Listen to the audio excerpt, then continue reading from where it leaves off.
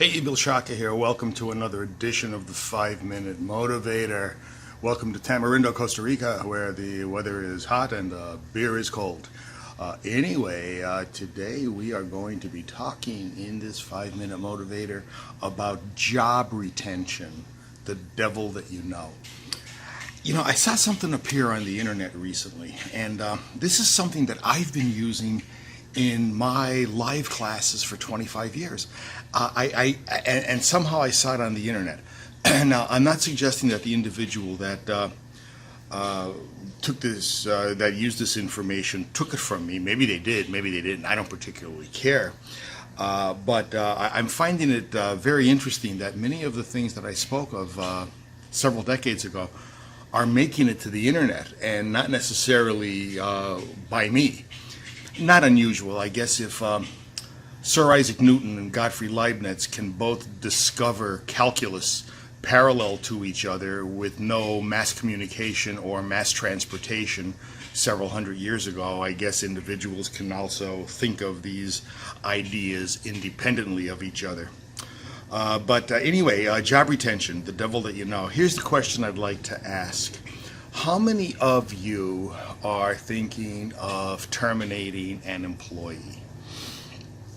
Now, before you decide on whether or not you're going to do that, please understand this, that an individual does not do something for one of two reasons. They either don't know how or they don't want to.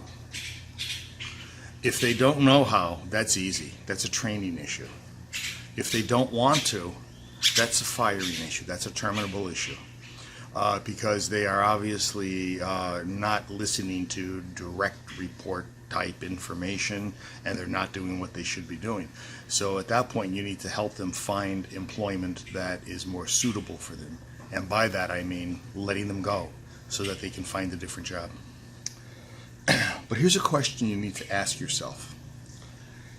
If you fire an individual and you are going to the outside world to find a replacement, the question you need to ask yourself is this: do you really believe that a total stranger, somebody that you don't know, can do the job better than the employee that you're firing? And I think that's a pretty important question to ask. As I said, I've been asking this question at live seminars for decades. And normally when I do ask that question, I kind of get this kind of a look. Like, wow, I never thought of it like that. And then I'll have an individual say to me, well, I need to fire somebody, but I'm going to replace them with an internal person. And my response is, great. That internal person, however, is going to have a job vacancy. Who's going to replace them? Well, we have to hire for that. Do you believe that an individual from the outside, a total stranger, can do that person's job better than they're doing it? The reason that you're bringing this person over to the new job is because they're so damn good at the old job. Now you have to find a replacement for that individual at the old job. Makes it even harder. So, ladies and gentlemen, I think there's a fairly pragmatic question that we have to ask ourselves. Do we really believe that somebody that we don't know can do the job better than somebody that we do know?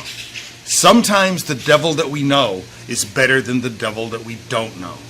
However, sometimes the devil that we don't know may be the right choice.